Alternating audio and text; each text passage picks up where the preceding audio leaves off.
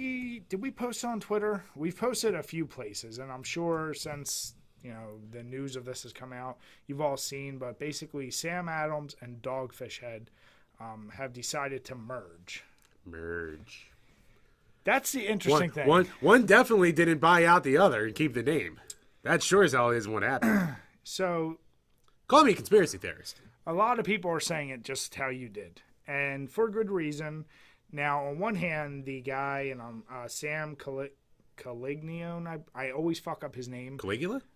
Damn it, Jim. And Jim Koch, who owns Sam Adams. Sam Adams basically did an influx of $300 million towards Dogfish Head, but Sam, the owner of Dogfish Head, now owns like some crazy amount of stock in Sam Adams. Wow. So it's like, I think it is a better checks and balances of not worrying about, like, you're not going to see Sam Adams presents 120-minute IPA or 90-minute IPA. Just like Southern Tier was bought up and a bunch of those other more craft beers. Well, I mean, a shitload brought up by like Budweiser and stuff. Yeah, so it'll still operate essentially the same. A lot of people are already worried. But here's the biggest problem I have with everyone bitching so much. At the end of the day, Sam Adams technically is still a craft brewer. We don't look at it like that because it's so friggin' well-known and so successful. Right. But it's a fucking craft brewer. Like we said before, before the mid-2000s, Sam Adams just was craft beer. That was it. Strictly, yeah. And after reading that book that I posted about the history of beer in America, it was actually a really good book. It talked about Sam Adams basically being that thing that, like, during the time when it was your top 3 brewers in America, that really stood out and helped separate and pave the way for all these craft breweries now. So it's funny people are going so shitty on them, which I don't get because they still make good beer. Right. Would you call it the CM Punk of craft beer? Maybe the Brock Lesnar. It's really play.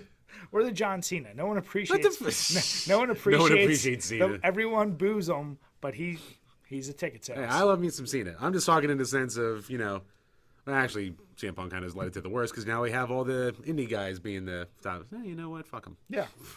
So good job in UFC, Phil. Either way, I don't think it's necessarily a bad thing. I'm kind of curious as to why they went ahead of doing it. And from what I'm reading, it wasn't like a situation where one was doing particularly worse than the others. I think, and we've talked about this, you're going to see the bubble burst with craft. Like right now, it's one of the highest emerging markets and kind of job things that like have been popping up across the country.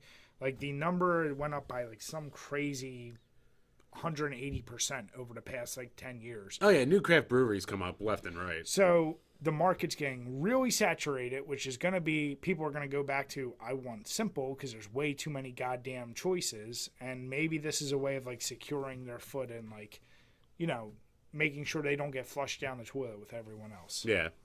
I don't know. I don't think it's that bad of a thing. Now, I'll eat my as long words. as they have a hands-off approach, who really cares? But it just really depends on how they're going to handle it. Yeah. At the very worst, it's just more distribution for Dogfish Head. Yeah, so either way, it's... And at the worst, Sam Adams just, phases it out. Or he takes over the names of everything, like you said. Yeah, but you know what? If Dogfish Head ever went out, like this guy Sam, he's such an enthusiast of beers, he would turn around and just make a new one. Kind of like the Michael Scott Paper Company. See? Office. Topical.